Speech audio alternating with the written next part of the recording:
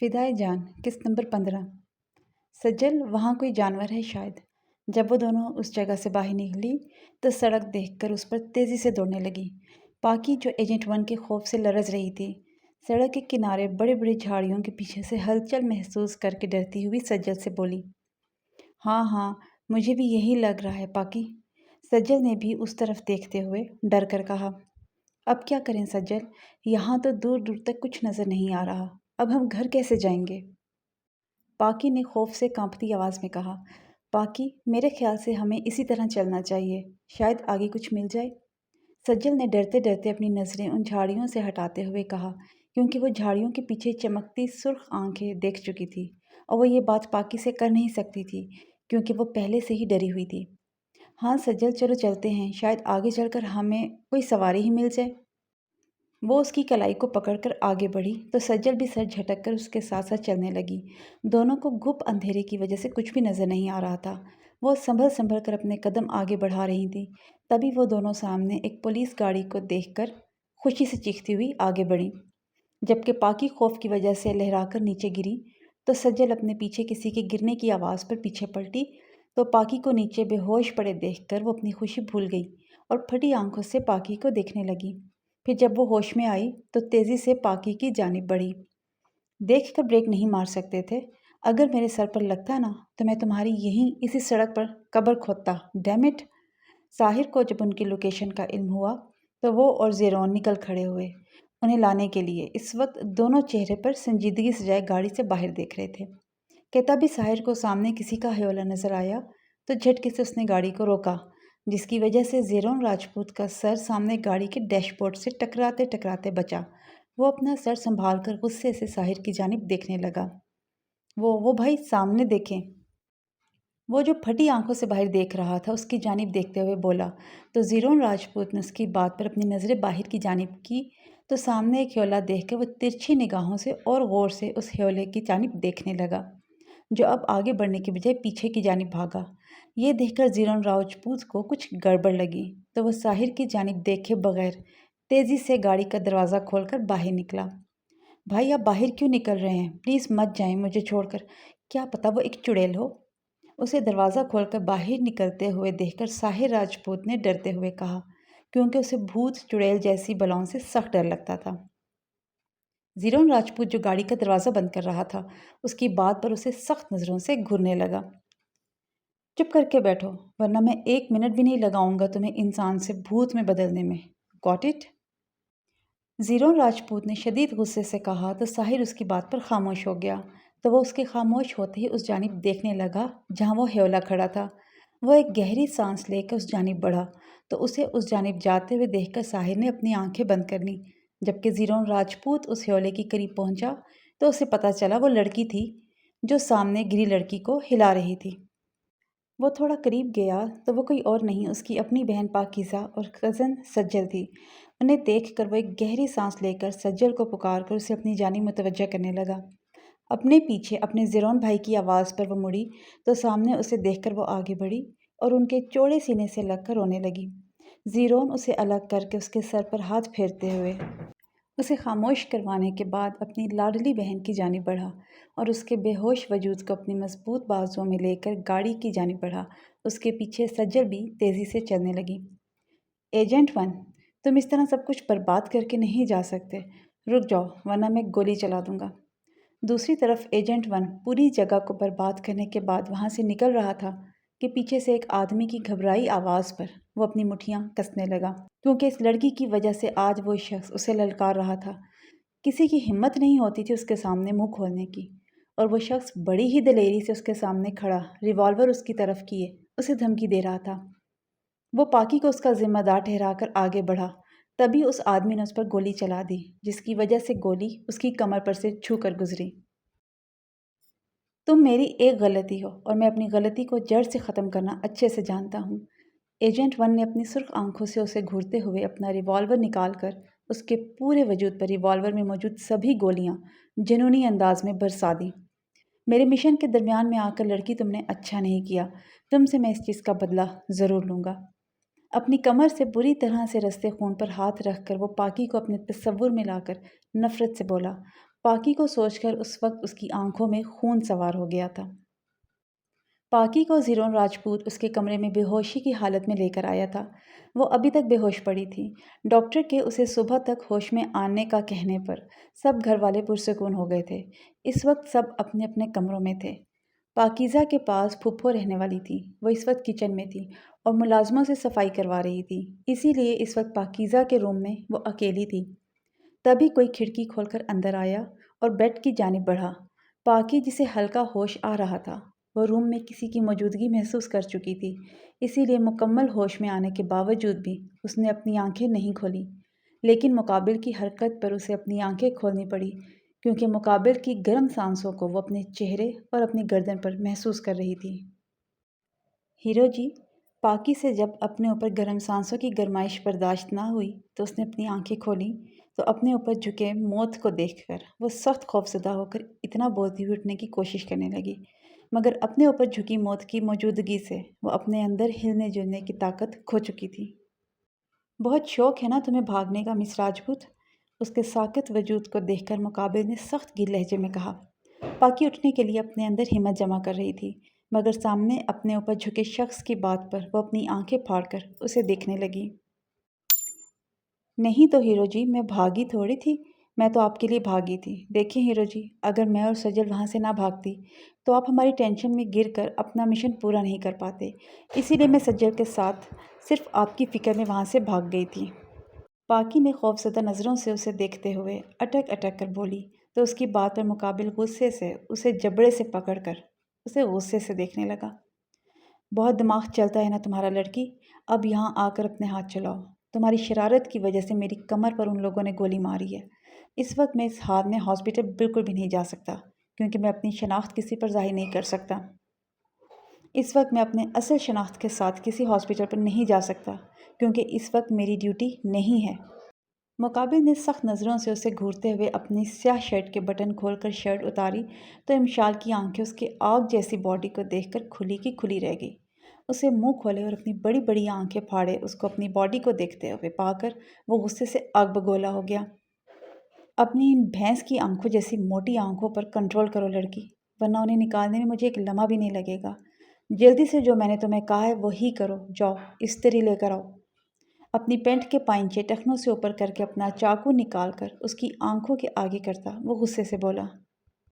Hero جی، استری وہ کیوں؟ پاکی نے معصومیت سے پوچھا۔ میرے سر پر رکھنے کے لیے، اس کی بات پر مقابل نے شدید غصے سے کہا۔ ہائے ہیرو جی، پھر تو آپ کے سر کی بال جل جائیں گے۔ پاکی نے اپنی آنکھیں بڑی کر کے اپنے ہونٹوں پر ہاتھ رکھتے ہوئے کہا۔ شٹ اپ، اس روم میں آگ نہیں جلا سکتے، کیونکہ باہر سب کو پتہ چل جائے گا تمہارے کمرے میں کوئی ہے۔ استری سے آسانی سے یہ چاقو گرم ہو جائے گا۔ مقابل نے سخت نظروں سے اسے دیکھتے ہوئے کہا۔ ہیرو جی، یہ آپ چاقو کو کیوں گرم کریں گے؟ پاکی نے آنکھیں معصومیت سے چھوٹی کرتے ہوئے کہا۔ ڈیم اٹ، اس طرح گولی جلدی سے بنا زیادہ تکلیف دیے تم آرام سے نکال سکو گی۔ مقابل اس کی بے تکی بات پر اپنا سر پیٹتے ہوئے بولا۔ پاکی اس کی بات پر پھٹی آنکھوں سے اسے دیکھنے لگی۔ کیا ہیرو جی، یہ آپ کیا کہہ رہے ہیں؟ میں ڈاکٹر تھوڑی ہوں جو آپ مجھ سے گولی نکالنے کا پلان بنائے بیٹھے ہیں۔ پاکی نے آنکھیں بڑی کرتے ہوئے کہا۔ تم نے یہ مجھ سے پنگا لینے سے پہلے سوچنا چاہیے تھا، اور اب تم میری غلام ہو۔ آج سے میں تمہیں جو حکم دوں گا تمہیں ماننا پڑے گا۔ اگر تم نے مجھ سے ہوشیاری کی تو میں تمہاری کنپٹی اڑا دوں گا۔ چلو اب گولی نکالو۔ اس کی بات پر ایجنٹ 1 کو شدید غصہ آیا تو اس نے ایک ہاتھ سے اس کی نازک کمر کو پکڑ کر اسے اپنے قریب کرتے ہوئے کہا۔ پاکی اس کی نزدیکی پر اس کی گرفت میں جھٹ پٹانے لگی، مگر مقابل کی گرفت اس کے جھٹ پٹانے پر بھی کمزور نہیں ہوئی بلکہ مضبوط ہوتی چلی گئی۔ کیا ہوا ہے میری چھوٹی دنیا، تم اس طرح رو کیوں رہی ہو؟ کیا بابا سائی نے پھر سے غصہ کیا ہے تم پر؟ ہاں مجھے بتاؤ۔ اگر انہوں نے آپ کو ڈانٹا ہے تو میں ان سے کہتا ہوں کہ میری بیوی کو مت ڈانٹا کریں، اس کے بدلے مجھے چاہے مار دیں، لیکن میری کیوٹ سی بیوی پر کبھی غصہ مت کریں، کیونکہ اس میں میری جان بستی ہے۔ مجھے اس کی خوبصورت آنکھوں میں آنسو بالکل بھی اچھے نہیں لگتے۔ سلطان عالم شاہ رات لیٹ جب اپنے روم میں داخل ہوئے تو بیڈ پر امشال کو منہ کے بل دیکھ کر وہ آگے بڑھے۔ جب وہ اس کے پاس پہنچے تو اس کی ہلکی آواز میں سسکیاں سن کر وہ سخت پریشانی سے اس کے قریب جا کر بیٹھے اور اسے کندھے سے پکڑ کر بولے۔ سلطان، آپ مجھ سے پیار نہیں کرتے؟ امشال ان کی جانب دیکھتی ہوئی بولی۔ اس کی بات پر سلطان عالم شاہ ہکا بکا رہ گئے۔ امشال جانو، یہ تم سے کس نے کہا؟ میں تم سے خود سے بھی زیادہ پیار کرتا ہوں۔ پلیز رو مت، مجھے تمہارا رونا بالکل بھی اچھا نہیں لگ رہا۔ تم صرف ہنستی ہوئی اچھی لگتی ہو جانا۔ انہوں نے اس کے رخسار کو نرمی سے پکڑ کر اس کی دونوں بھیگی آنکھوں پر اپنے ہونٹ رکھتے ہوئے گمبھیر آواز میں کہا، آپ جھوٹ بول رہے ہیں، آپ مجھ سے نہیں اس سے زیادہ پیار کرتے ہیں سلطان۔ میں نے ابھی تھوڑی دیر پہلے آپ کو نیچے روتے ہوئے دیکھا تھا اور میں نے آپ کی باتیں بھی سن لی تھیں۔ میں آپ کی بیوی ہوں، جیسے میری ہر چیز پر آپ کا حق ہے، اسی طرح آپ کے غصے، جنونیت، نفرت اور پیار پر صرف میرا حق ہے۔ پھر آپ کیوں جنونیت سے اپنا سر اس دروازے پر مار رہے تھے؟ کیوں؟ بولیں، جس جنونیت پر میرا حق ہے۔ پھر اس روم کے مکین کے لیے کیوں اتنی جنونیت، دیوانہ پن؟ ہاں کیوں؟ امشال نے شدید غصے سے ان کے ہاتھ کو جھٹکتے ہوئے ان کے کالر پر ہاتھ رکھ کر آخر میں روتے ہوئے انہیں پوری طرح سے جھنجھوڑتے ہوئے پوچھا، تو تم نے دیکھ لیا میری جنونیت کو، میرے پاگل پن کو، میری گڑ گڑاہٹ کو، میری دیوانگی کو؟ ہاں، میں تمہارے علاوہ بھی کسی سے پیار کرتا ہوں، لیکن میرا وہ پیار الگ ہے، اس سے میرا رشتہ الگ ہے امشال۔ سلطان عالم شاہ اس کی بات پر گہری سانس لیتے ہوئے اس کا کندھا تھامتے ہوئے اس کے کندھے پر ہاتھ رکھ کر بولے، شٹ اپ سلطان، آپ کی جنونیت سے ایسا لگ رہا تھا جیسے وہ انسان آپ کے لیے سب کچھ تھا۔ وہ رشتہ الگ نہیں لگ رہا تھا، مجھے وہ احساس الگ نہیں لگ رہا تھا۔ میں نے کچھ دیر پہلے آپ کی آنکھوں میں بالکل اس جیسا احساس دیکھا تھا جو میں محسوس کرنے لگی ہوں آپ کے لیے۔ یہ بات میں آپ کو سرپرائز دے کر بتانے والی تھی، لیکن مجھے پتہ نہیں تھا آپ مجھے اتنا بڑا سرپرائز دیں گے۔ امشال انہیں خود سے دور کرتی، ان کے چہرے پر زور سے تھپڑ رسید کرتی ہوئی شدید غصے سے بولی۔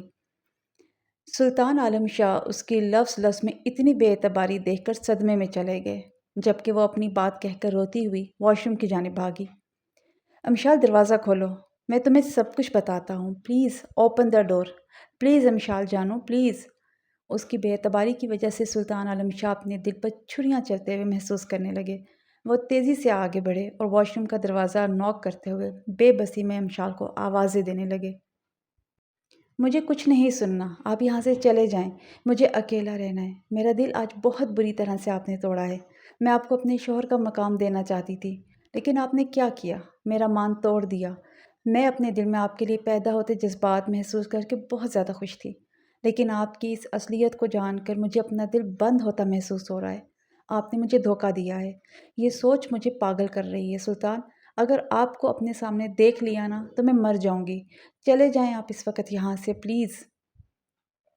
اندر سے امشال نے روتی ہوئی آواز میں کہا، نہیں امشال جانو، جب تک تم میری بات نہیں سنتی میں یہاں سے کہیں نہیں جاؤں گا۔ اگر تم باہر نہیں نکلی تو میں اپنا سر پورے کمرے کی چیزوں پر مار مار کر خود کو ختم کر دوں گا۔ انہوں نے دروازے پر سر رکھ کر اسی جنونی انداز میں کہا جس طرح کچھ دیر پہلے وہ نیچے اس روم کے دروازے پر سر مارتے ہوئے جنونیت سے کہہ رہے تھے۔ امشال کو ان کی بات پر اپنا دل ٹھہرتا ہوا محسوس ہوا، لیکن وہ ٹس سے مس نہ ہوئی۔ اسی طرح واش روم کے دروازے سے لگی وہ رو رہی تھی، تبھی باہر کسی بھاری چیز کے گرنے کی آواز پر وہ سٹ پٹا کے تیزی سے واش روم کا دروازہ کھول کر باہر دیکھنے لگی تو سامنے نظر آتے منظر پر جیسے اس کی روح فنا ہو گئی۔ سلطان! سامنے سلطان عالم شاہ نیچے گرے ہوئے تھے، ان کی کلائی سے خون تیزی سے نکل کر نیچے کارپیٹ پر پھیل رہا تھا، جبکہ ان کی آنکھیں بند تھیں۔ امشال ہوش میں آ کر زور سے چیختی ہوئی ان کی جانب بڑھی، مجھے چھوڑ کر مت جائیے جانم، ورنہ میں مر جاؤں گا۔ سلطان عالم شاہ امشال کے سینے سے لگے ہلکی آواز میں دیوانوں کی طرح بول رہے تھے، نہیں سلطان، میں آپ کو چھوڑ کر کہیں نہیں جاؤں گی، پلیز آپ اپنی آنکھیں کھولیں، مجھے مت تڑپائیں پلیز۔ وہ ان کا سر اٹھا کر اپنے سینے سے لگاتی ہوئی پھوٹ پھوٹ کر روتی ہوئی ان سے بولی، تو اس کی بات پر سلطان کے لب خوبصورتی سے مسکرا اٹھے اور پھر ہوش و حواس سے بیگانہ ہو گئے۔ امشال کو جب ان کے وجود پہ کوئی حرکت محسوس نہیں ہوئی تو وہ انہیں زور سے ہلاتی ہوئی چیخنے لگی۔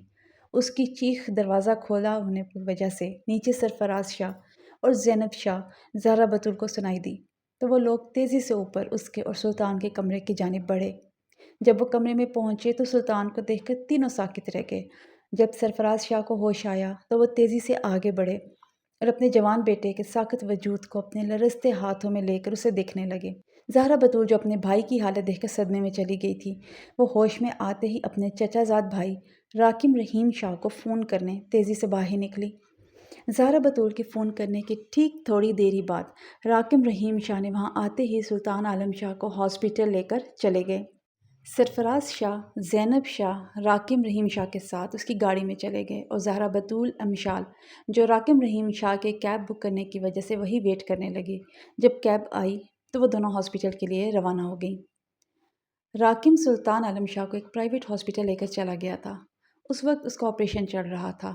سب اس وقت پریشانی سے آپریشن تھیٹر کے باہر کرسیوں پر بیٹھے ہوئے تھے۔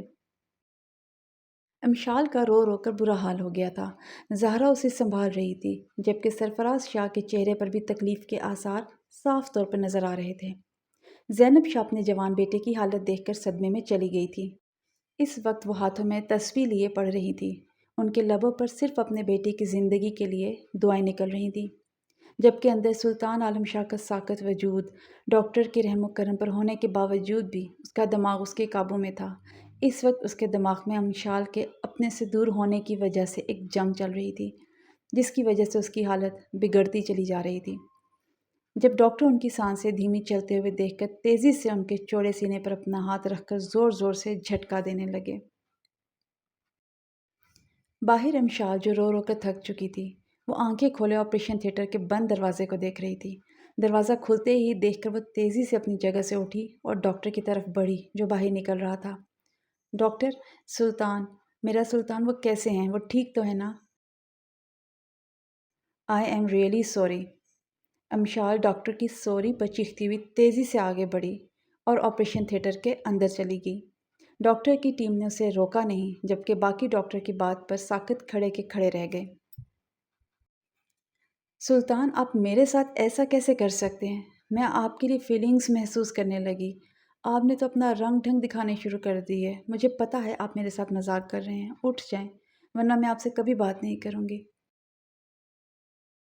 امشال جو آپریشن تھیٹر کے اندر داخل ہوئی تو بیڈ پر ان کے اوپر سفید چادر منہ تک دیکھ کر وہ روتی ہوئی آگے بڑھی اور ان کے اوپر سے چادر ہٹا کر اپنا سر ان کے چوڑے سینے پر رکھ کر روتی ہوئی بولی، اگر آپ نہیں اٹھے نا تو میں آپ سے ساری زندگی نفرت کروں گی۔ وہ اپنا سر ان کے سینے پر سے اٹھا کر ان کے پیلے پڑتے چہرے پر اپنی نم آنکھیں جماتی ہوئی سسک کر بولی۔ سلطان عالم شاہ کا مضبوط ہاتھ جو بیڈ پر رکھا ہوا تھا وہ اچانک سے نیچے گرا تو امشال یہ دیکھ کر ان کے ہاتھ کو پکڑنے کے لیے آگے بڑھی تو سامنے مشین کی آواز پر وہ اس جانب دیکھنے لگی۔ مشین میں ٹیڑھی لکیر کو سیدھا چلتے ہوئے دیکھ کر وہ ساکت ہو گئی۔